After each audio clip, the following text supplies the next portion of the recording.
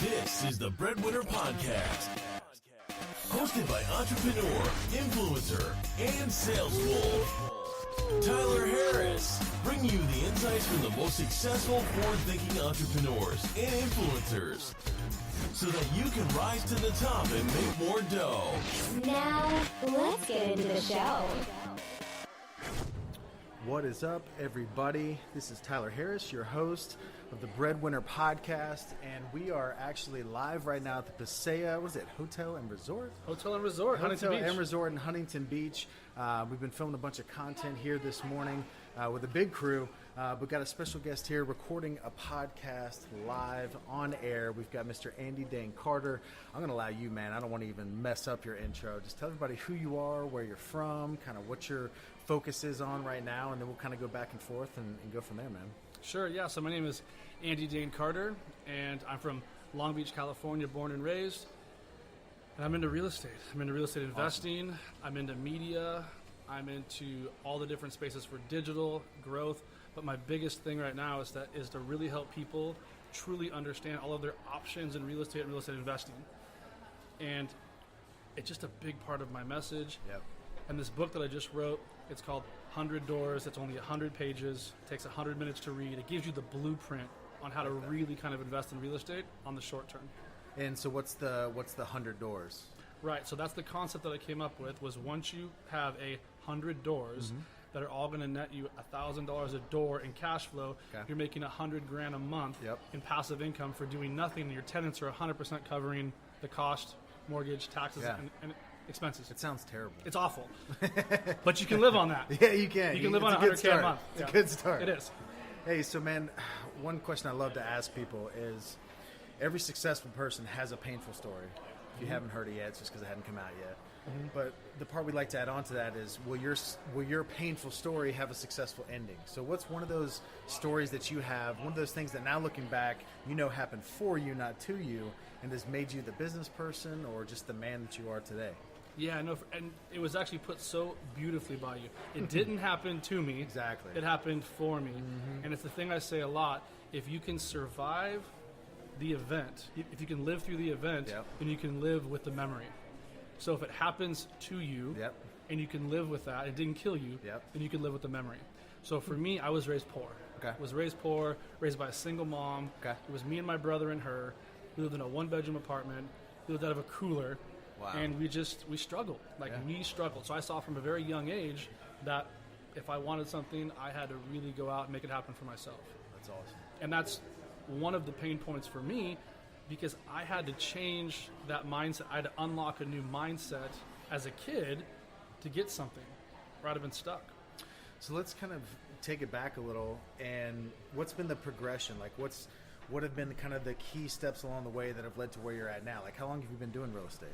I've been doing real estate for just about 10 years, and I had a totally different world before that, and a totally different world before that. So I've kind of gone in different phases like most entrepreneurs, and I go full gas. So I started working when I was 12 because I really wanted to buy a wetsuit.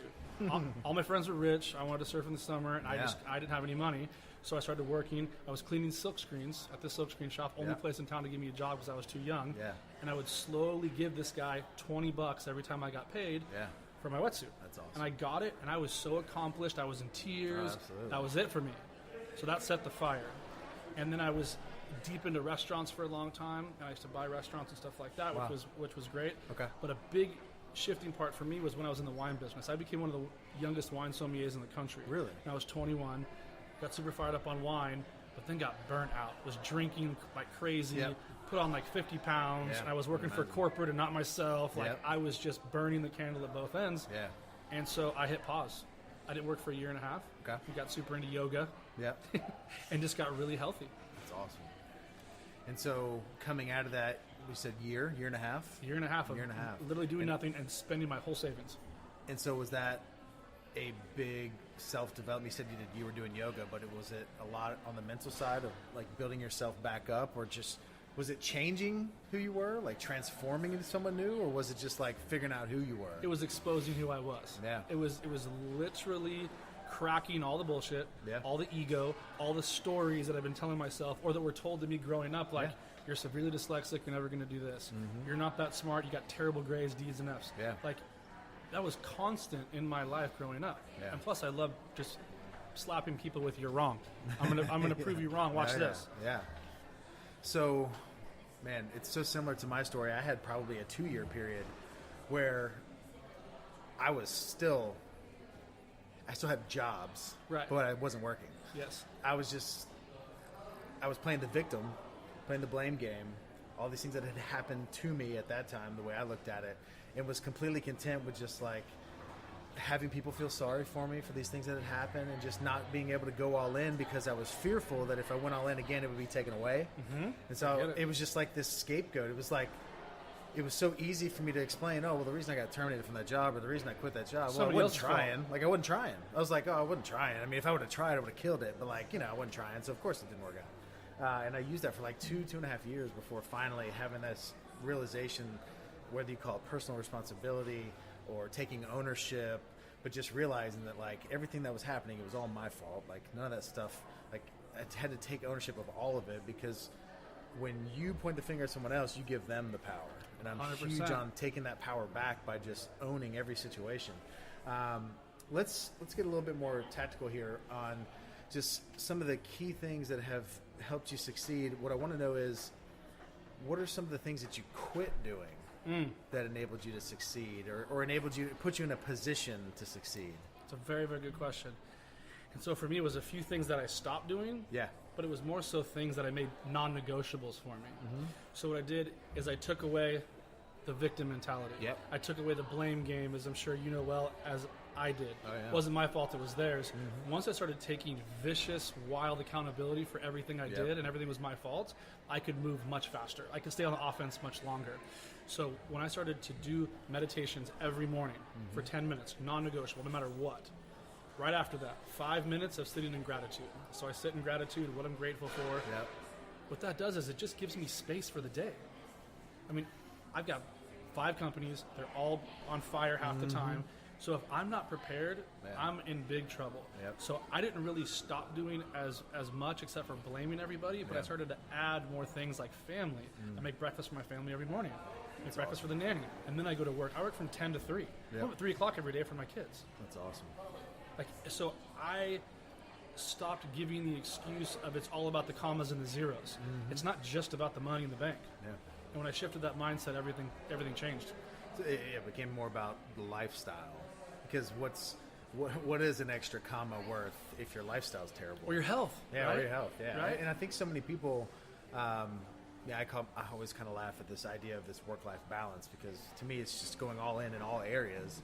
That's but it. It seems like there's always something missing. Like, you go through these phases where everything's going incredible with your business, but you got out of shape, or Totally. or you go all in Or at I'm the gym, shredded but now I'm poor. Yeah, exactly. Or the family stuff. Like the thing that kind of cracks me up about this work-life balance is you never hear people don't bring up work-life balance in relation to like needing to spend less time with their family. It's Yes. always brought up in some reason or excuse why they need to work less. Yes. It's always like, man, I really need to start spending more time with my family. This work-life balance is so huge, so Right. I'm going to work less. I'm like, Right. you do realize there's 2 ways to balance a scale. Like, 100%. you can take away, but you can also just add to the other side. The most successful people don't take away, they add to. It's Yeah, in addition. exactly. And it's that whole thing that goes back to work-life balance is very singular. Yeah. It's very personal. What works great for you probably Absolutely. wouldn't work for me, and vice Exactly. versa. So I had to really start to know myself, and it was important to me. Yep. When I've got 2 amazing boys, they're 2 and 4. Yep. When they were born, I'm like, I'll be home at 3 o'clock. Yeah. I don't know how I'm going to create that yet,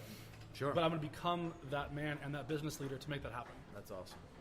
So, moving forward, let's talk a little bit about social media and how you've used social media as a tool to help each one of your businesses succeed. Because I know you're similar to me in that your content that you're putting out, it's all about providing value. So it's not, hey, we're doing this podcast right now, and at the end it's go Buy my stuff. Yeah, let me plug you into this funnel and email you for the rest of your life. Totally. So what does that look like for you? Like, how are you using social media on a daily basis? It's all the platforms. Yeah. And I was very fortunate to spend some time with somebody we both know, Gary Vee. Yeah. And he literally told me face to face, he's like, you got to be on every platform. Yep. You have a great message and give it away for free. Yeah. I'm like, all of it for free? All the stuff I've been building for years? He's like, yeah. And I believed in him. Yep. And he believed in me. And I'm like, okay, cool. It's the exact same thing. Like for me, like I sat across from Gary when he launched the Ask Gary Vee book. It was him and Andy Frisella.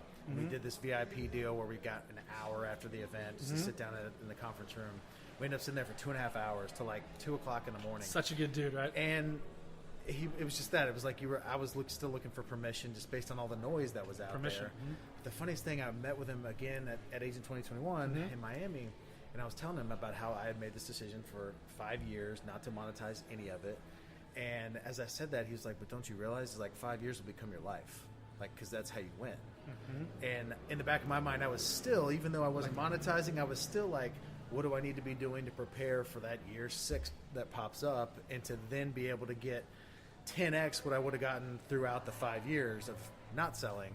And it was so like incredible for me to hear from him that like, no, it's just organically, like it's not something that you have to think about. It's just, and in the 15 months that I've been doing this, it's just, I mean, you can call it the law of attraction, but it's just these connections that are made. The reason why we're sitting down right now 100%. is just these small little things over time by putting good stuff out there. Like I'm just becoming so aware of the fact that the universe will not be indebted to you.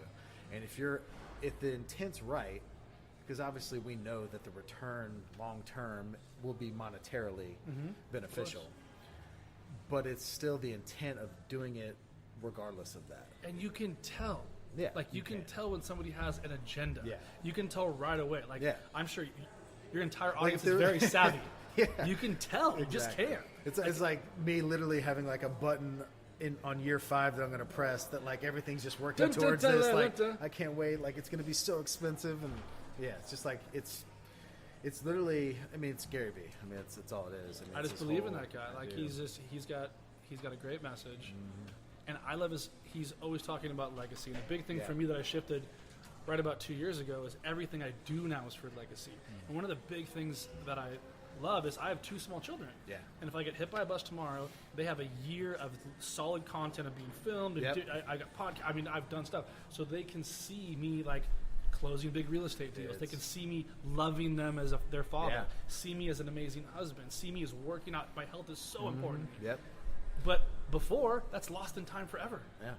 And now my great grandkids get to log into whatever they do and see that. I would give anything to see a podcast from my great grandfather for 5 minutes. I mean, and it's even they'll be able to put contact lenses in, and that's the best part, and be able to like sit right there, and like experience this conversation. I mean, there's no telling. I think about the same thing. Like I've gotten emotional on like I do a lot of live content. And I've gotten like emotional like midnight. I'm on Facebook Live, and I've been on the road for 11 straight days, and I'm thinking of like a 13-month-old at the time. She's now 19 months, and like sitting there talking about the cost of the hustle and like the reasons that you're doing these things. Like this time, there's this concept of like spending time away from your family versus investing time for your family. Like this dynamic of for my daughter to one day be able to look back and be like, holy crap, like look at my dad was putting himself through like all this chaos, all these hours, all this stuff for her.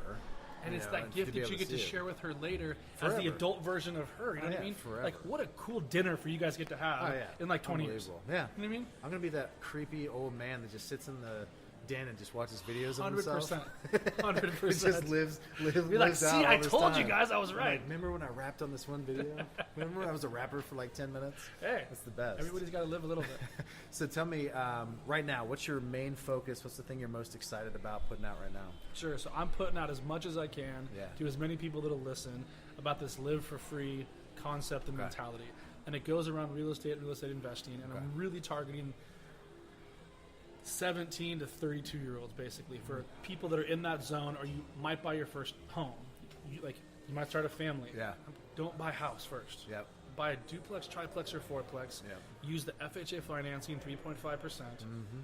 Live in one of the units, rent out the other to, if not cover 100% of the mortgage, close to it. Because if you are paying rent, you might as well pay it to yourself. Yeah, exactly. And then that property that you pay whatever $200,000 for or $700,000 for in 20 years is worth millions. Yeah. So if you do that once, you'll be set up forever. So the book that I have basically just lays that whole thing out for you. Do you find it's so difficult sometimes to get a young person to grasp that? Like, I knew that. Like what you just said, like I knew that when I was buying my first home. I passed on it at 26. But I didn't do it. Like, and I agree. knew that it was the smart thing to do. But like, when you have that, when you have that momentum of like things are going pretty well, and it's just like this normal thing of like, oh, it's time to buy a house. To be able to go humble and maybe not buy the big house that you can possibly afford, but buy the, like you're saying, duplex, triplex, and to be able to set yourself up financially, forever. that like literally that's stuff that you can never ever recreate. Like you talk about investments that you make as in your 20s and 30s, so you can never catch up in your 40s and 50s. It's that exact same thing. But to be able to get people to grasp that, that's such a cool thing for you to be able to. That in itself is legacy, because it'd be like this one guy that I listened to his podcast, I listened to his content, and it finally drilled in my brain enough to where I said yes instead of no when everybody else would say no. And that's really what I'm trying to do. I have awesome. never had I've never had any conversations with any people that have owned real estate that said, I'm so pissed that I bought that property 20 years ago. It's the opposite. It's like, oh, if I hadn't have sold that property, it'd be worth X. So I don't want those same regrets. If I could go back and tell my 26-year-old self, I'm 41, 26-year-old, one thing, buy that duplex in Seal Beach that you were going to buy for $240, because now it's worth $1.7, Dodo. Yeah. And you know, the important thing I think for people to understand too is like a lot of people feel like, especially in real estate, I think a lot of people feel like there's so many people out there that are so much more experienced that there's no deals out there. Like there's no deals, there's no opportunities. So not true. It's that scarcity mindset that like, who am I to even start looking for opportunities? Because that means if I find it, it went through 1,000 of views first. But those opportunities, they happen all the, like some of the deals that I hear people getting, I'm like, how did you find that? I'm like, oh, you were proactive?